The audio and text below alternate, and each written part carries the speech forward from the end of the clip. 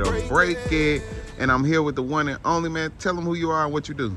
Hey, my name is Mo, and I'm from Africa. I've been owning a smoke shop for 6 years now, and that's what we do for a living. Okay, what's the name of your smoke shop, man? Arbo Smoke Shop, Sugar Creek, and I got Graham Tobacco and Vape by Uptown. Okay. Check us inside. All right, let's check it out, man. Yes, sir. Come in.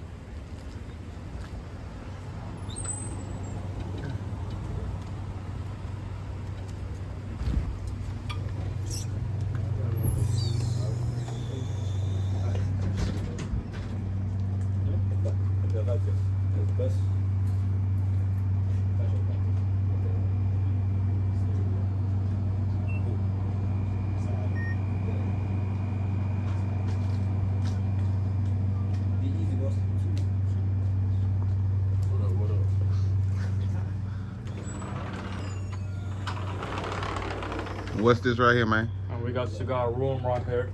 Humidor. We got all types of cigars. Okay. Yes, sir. Y'all see it. For all the cigar smokers, come get your big boy cigars, man. You dig? Tell us what you got back here, man. There we got some of the flowers, some THCA flowers. Okay. Of course, come with the pre-rolls, all kinds. Right here, natural sun weed, the best kinds ever. And what's this? Natural sun weeds, that's pre-rolls. It's come 2 joints in a pack. Okay. So we got some hookahs out here. Of course, with the tobacco pipes. Y'all see it. Big hookahs. And these are your flavors right here? All the flavors. If Okay. you're missing something, just tell us about it. We'll get it in for y'all. Okay. Yeah. So tell us, how long you been doing this, you say? I've been doing this for 6 years now. And how did you become an entrepreneur for real? Actually, I was working in a smoke shop for a little while until I get the game. And they said, like, let me have my own stuff going on. Okay. Yeah, until I started, me and my brother first, until everyone got his own now. Okay. So you said how many do you own? I own like 3 of them. Okay. Yeah. And so how did you get to Charlotte from Africa? Actually, my dad, he be here like for 20 years now. For 20 years. Okay. So you moved with your dad? Yeah. Chasing American dream. That's why I'm here. Chasing American dream. Okay, man. That's what's up, man. So tell us a little bit of what it takes to start a smoke shop.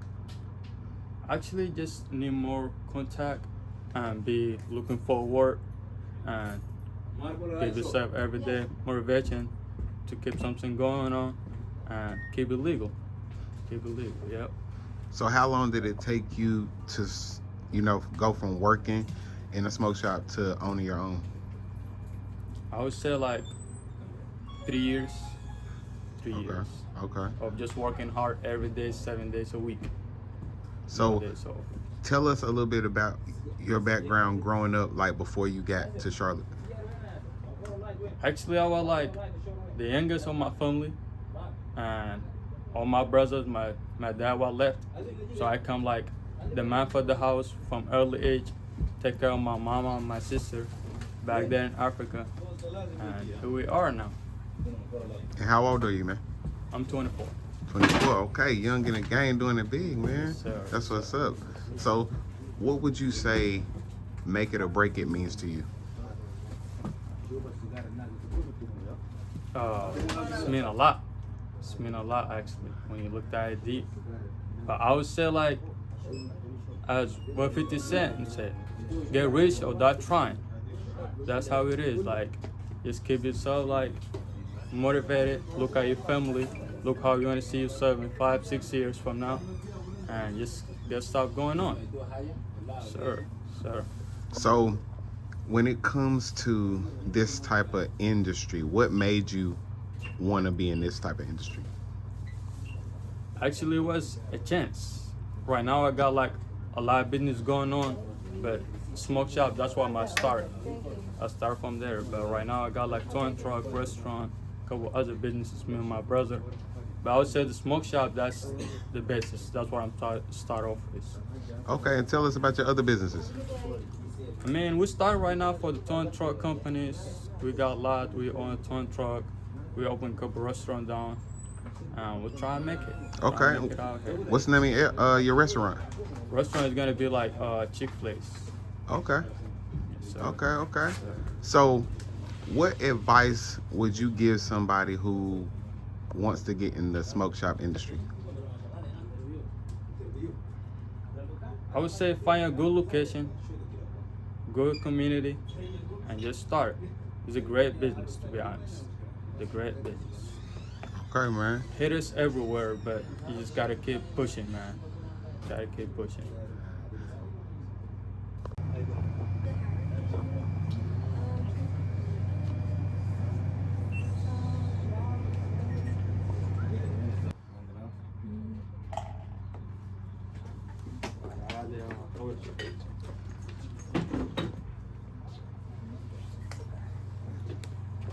So, tell us about these top selling items you got, man. All right, here we got the cigar. Tatiana. Okay, and tell us about these. They're so smooth. They taste real good, and you're gonna enjoy it. Okay, and what's this next item right here? And then we got the disposable TACA Mojas.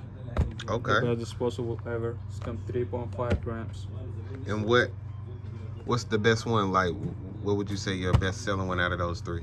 In my choice, in my fence, sativa. Okay. Always want to keep it up. Exactly. Yeah. Keep it up. Yeah. And not down. Yes, sir. Okay, and tell us what's next. Next, we got the nicotine vapes. Okay. Y'all see it? Since the air bar out, that's the best thing ever after it. Okay. Sir. And what's that? Pre-rolls? This we got the P-rolls right here. Yes, sir. It's come through.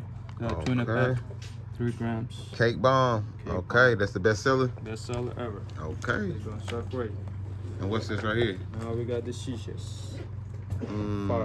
This for the hookah. Yes, sir. Blueberry. mint. Okay, y'all see it. Come Gotta get check it. This one out. Okay. Yes, sir. And what's this 007 right here? We got the flower right here. TACA. Best seller ever. 007. Yep, we got the percentage, all of that. So that's the best seller in here? Best seller ever. Maybe it's that gas. Yes, sir. You know it. Okay. Look, y'all, I'm telling y'all better come through. And tell them where they can find you at. They can find me at Arbor Smoke Shop, 2115 East Arbors Drive. And where can they find you at on social media? Social media, Arbor Smoke Shop. Okay, and that's CLT. everything? Yes, sir. Everything's there. CLT. Hey, y'all tap in with them. Sir. Y'all know where to come get the good stuff. Hey, my name is Mo. I'm gonna watch it, make it or break it.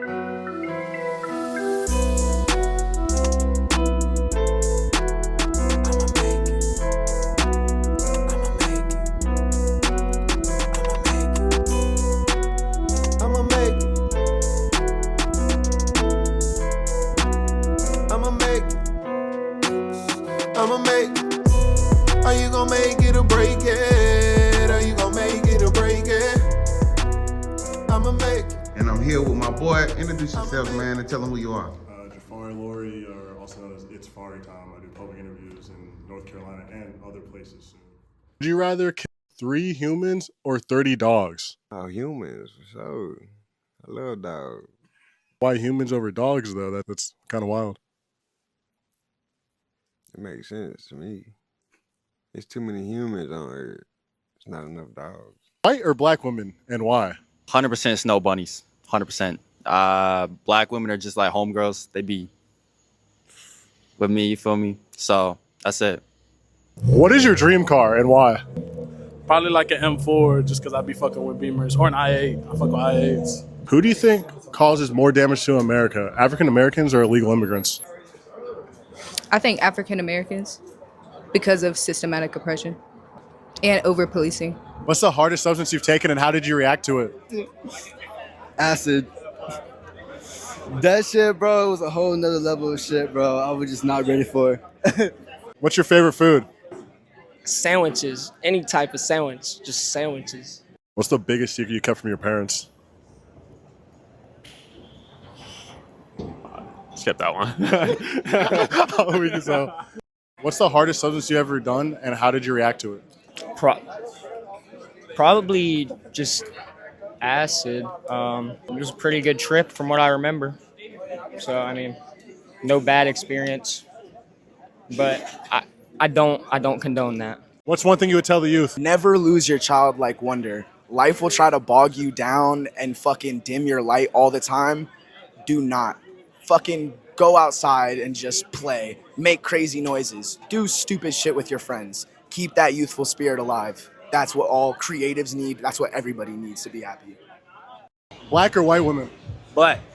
Why black women? I mean, that's just what I like. You know what I'm saying? I don't discriminate, but that's who I prefer. If that's the two, I prefer black. Why do you prefer black over white, though? It just look better to me. Like, it's just kind of like a preference kind of thing. Like, I don't got nothing against white girls or nothing, but I mean, that's just what I like. Do you think white women should be allowed to wear braids? I mean, yeah, if it look good, shit, that's up to them. Hell yeah. How much is an eighth? I'm gonna need 100. It shit gonna smoke itself. Like, you gonna pay 100 for an eighth? Hell yeah. If it's the one, I'm gonna pay 100 for it. Okay. So tell the people what it is that you would call yourself as far as an entrepreneur. I would just say, I mean, I guess I don't even want to say content creator. I feel like everybody uses the term content creator. I think I'm just a person that makes people react. That's what I would say. Okay. I don't want to say content creator because I don't classify myself as a content creator because that's not really even the goal of why I do what I do. Tell the people where you from. I'm from Lake Norman, North Carolina. Okay. Well, some would say Mooresville, but I'll just say Lake Norman. Yeah, Lake Norman. Born and raised? Yes, born and raised. Okay. So how was it growing up in Lake Norman? When I grew up in Lake Norman, it was not very diverse on my side of town, so it was a lot of fake love, a lot of people acting cool, sometimes in school and outside of school, acting standoffish. So there's some good people, but it was pretty weird growing up in this area, to be honest with you. So yeah. What do you think got you into doing interviews and doing content? How did you even get interested in it? Honestly, I was always interested in YouTube when it was honestly video games at first, but then as I grew older, I got connected with some good people that actually were doing social media pretty high up, millions of followers, and I picked up a camera and I started working for them, and then that's how I really got in that realm and I saw people were living off of being themselves, and after I saw that, hooked. Facts. Yeah, that's what it's about, man, for real. So when it comes to making your content, what is the goal? What's your ultimate goal? Honestly, I feel like my goal with making content is first off, I know what it feels like to not be heard, so I want everyone to be able to get their voice heard. And then also on the other side, on a not serious note, I want people to be able to laugh and troll and stuff like that, because I feel like some people would say that trolling is kind of like a form of bullying, which it can be, but I feel like at the same time you have to go through some of that to really figure out who you are when you're going through adversity from people, especially people you don't know, because people are always going to try you, and that's a big thing about growing up is how you react to it, because you can't just spaz out on people because they say something you don't like. So what you do, give us a good experience that you can remember, maybe the dopest interview you had and the worst. Honestly, one of the dopest interviews I've had, in my opinion, was probably with this guy named Nacho, because he was Nacho. Because I asked him, I forgot exactly what I asked him, but he was saying how life is about failing and success, and that the part that you grow the most from is failing and not the success. And that was really deep to me, and I was like, well, that was an interview I'll never forget, honestly. Okay. And maybe one that, maybe your funniest moment? Funniest moment? I would say, I guess funniest moment, I don't know. When I get in the mode, the funniest moment to me is I asked this guy if he'd rather be transgender or a pedophile. And he was like, I don't know, man, I have a daughter. I have a daughter, and I don't know. That just had me cracking up because I mean, in my opinion, there's only one that's wrong. So that was just really funny to me. Or would you rather have a son that is gay that's a scholar, or a son that is straight that's about to do life in prison for murder? And a lot of people have a problem choosing the gay son that's a scholar. So that's funny to me because I feel like that's really not a big issue, and it's pretty obvious who you should take. Yeah. So tell us, what does make it or break it mean to you? When you hear make it or break it, what comes to your head? Like your back's against the wall, you gotta make it. It doesn't, like, even sometimes making it is just not giving up on yourself instead of even maybe getting to where you feel like you should be. So that's what make it or break it makes me, like, that's what I feel, that's how I feel about make it or break it. It's just like your back's against the wall, or everything you've gone through, you have to overcome it for yourself, not even for everybody else, but for yourself, for you. Facts. So tell us maybe a hurdle that you had to get over in life that maybe helped you get to where you are today. I feel like a moment in life that helped me get to, that I had to get through, that helped me get to where I am today is honestly, my background is very diverse. So growing up, being in a like not very diverse area and having to figure myself out as a black man, not coming from a black family in a very Caucasian area, that was something that really honestly took me some years, and it took me a while to realize that. It took me getting older to really realize that that's probably why I was having so many issues growing up, finding out who I am as a person. And what did you think helped you find that out? Honestly, what helped me find that out was the failures and just messing up and maybe treating people wrong and stuff like that, to be honest. Yeah, treating people wrong, going through things, and seeing the people who didn't give up on me. The people who didn't give up on me are really the people that have shaped me to today and made me really figure out who I was, who've seen me through every aspect, the good, the bad, me acting like this or me acting like that. That's what's up. So tell me, what is something, or what is your go-to to help you not give up? What's something that you do when you like in a tight spot, or you might not be getting the feedback you want, or you try not to doubt yourself? What's something that you do to keep yourself up? Honestly, I like talk to myself in my head so much, and the last few years have been extremely rough for me, and I was in a place where I thought I could never bounce back from, honestly, mentally, and I have. And also, I've been closer with God, and I know God helped me, and I feel like now I'm kind of seeing the reason I went through those things. But so just God and also talking to myself, that's how I get through it. Really just thinking about the hard times I went through and just like, wow, I really made it through that when I really thought I wasn't going to make it through that. What's some advice you would give somebody that's trying to get into the entertainment industry or the content creator industry that maybe is having a rough time and they're about to give up? What's some advice you would give them? Just go out there and just do it and just post. I know that sounds crazy, but just go and post, because really nobody cares, I feel like, and if they do care, it just doesn't matter. Let me rephrase this. All right, honestly, what I would say is you just go out there and post as if you're just talking to yourself, or you're doing it just for yourself. That's really like the best way. Like, you're doing this for yourself, and try to forget everybody that's watching, which is something I have to work on too, because if you get too caught up in who's watching, the engagement, it will really mess your head up, especially if you get especially if in the beginning you get a lot of engagement and then it drops. It will really mess your head up if you just keep thinking like, oh, I was at this and this, when really maybe that happened way too fast. And that's why you gotta push through and just try to really block out all the outside noise. Thanks. So, have you interviewed any famous people, any known people? Like, tell us about some of your most, influential. So far, I've not been doing it that long, but I've interviewed Big YBA, Belly Game Cushington, and let me see, anybody else?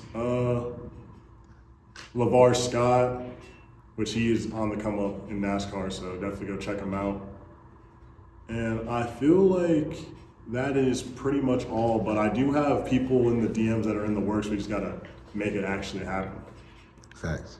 So is it anybody that you maybe have on your list that you want to interview, like, that you haven't? Since I'm in North Carolina, just say any big North Carolina creators that want to tap in, let's do it. It will take like 2 minutes. It's easy and simple. Facts. Okay, so tell the people what they can expect to see from you in the future. What you can expect to see from me in the future, honestly, is stuff probably more than just public interviews. Like right now I'm doing public interviews. I've had things in the background going on where I wanted to start doing podcasts. I've already done one so far, but I will be doing more of those. But the content is not gonna just only be public interviews. It will expand. I'm trying to take it one step at a time, and I have stuff in my head that I'm willing to put out there, but I gotta take my time and do it when it's the right time for me. So there will be more than just public interviews, but I don't want to just say exactly what it is. But it's gonna get crazy. If you know me from before this, you know I'm always doing something wild, so stay tuned. Okay. What's something that you're most known about when it comes to the content creating? Like, how would you say people know you most? Honestly, I would say people probably either know me most by photography, or if you know, you know. There's definitely like some pretty questionable videos, some questionable interviews I've done, like when I was getting interviewed. Yeah, so yeah, pretty much that. I would say either videography, or when I was hanging out with my friends at the OnlyFans, I did a pretty raunchy podcast. So that had people curious about me, I feel like. So yeah, probably those two, to be honest with you. Tell us about that. What podcast was that? Oh, that was just the Wild Things VIP. So Okay. Yeah, so it's up there if you see it. And who hosts that? Tell us about that podcast. Oh, they're just some of my friends. They do OnlyFans and stuff, so they just host those podcasts, and it goes pretty viral. But it's towards a certain community of people, so that's why people are like, oh yeah, but yeah, content. Have you ever done OnlyFans? Oh yeah, I did OnlyFans back in the day, but I was a straight creator, not on the other side. Okay. And how was the money? How was that? Like, how did you get into that? Oh, so honestly, I was doing OnlyFans before. It was cool. It was I just did it as like entertainment. Like I would just have people, like I'd have girls over, and then I would just make like a funny skit. I just thought it was funny, and it was like at least back then I like to turn up, I like to drink a lot, so it was like more like I would just get turned, like just have like, you know, make a little funny little short skit stuff, and I just did it for just extra money, and it was just like just a vibe, honestly, just funny vibe. What's the most that you've made off of OnlyFans? OnlyFans, I mean, I made a couple thousand, but I did not post that many videos. I probably did like 4 or 5, maybe 6, and then I got in a relationship, which is funny how I ended up in a relationship after doing that, like right after the fact. But yeah, so that happened and I quit. But yeah, it was a couple thousand. I mean, when I look back at it, if I knew I was gonna like end up not staying with the person, I wish I wouldn't have quit, because then also my friend stuff really took off, and I probably could have been somewhere else besides here and doing a lot more with it. But hey, happens. Facts. So when it comes to what you do, like what was that moment that kind of confirmed this is what I should be doing? So before I started getting back on social media, I was definitely thinking really hard, like, what am I gonna do?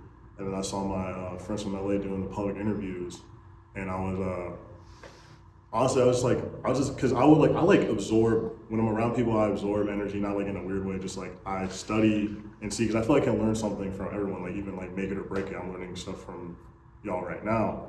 And so really I was just talking to my friend Janko, by the way, RIP Janko, and I was like, bro, we should do this interview stuff.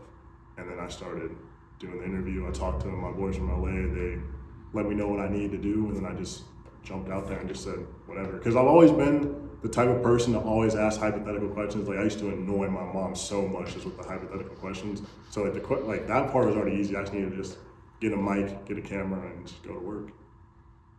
I don't talk to anybody, so I feel like I'll really talk to anybody. I don't care.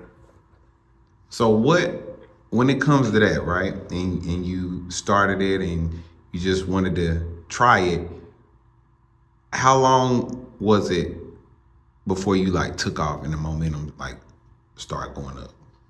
I think like the first video did like 10,000 views, and that's why like what I was saying, how you gotta just stay on the grind, because my stuff popped pretty quick, and then when it started to regress, it was messing with my head because I was looking too much. But so the first couple videos did like 10,000 views, and then I want to say like close to a month in, or maybe right a month in, then I had like my first 400,000 views, and then probably 2 months in, like a couple million, and that's like there's some millions on Instagram and like 9 million, 1 to 9 and stuff on TikTok as well. So that popped, I guess you could say, but that's not enough to me. That's not enough to me. But I'll say that popped for right now. But like the people that I was surrounding myself with that really, really do social media, like that's not popping. So, and I want to be the best at what I do. I am very grateful though, but I want to be up there. I'm Fari, Laury, operator of It's Fari Time, and I want to make it or break it.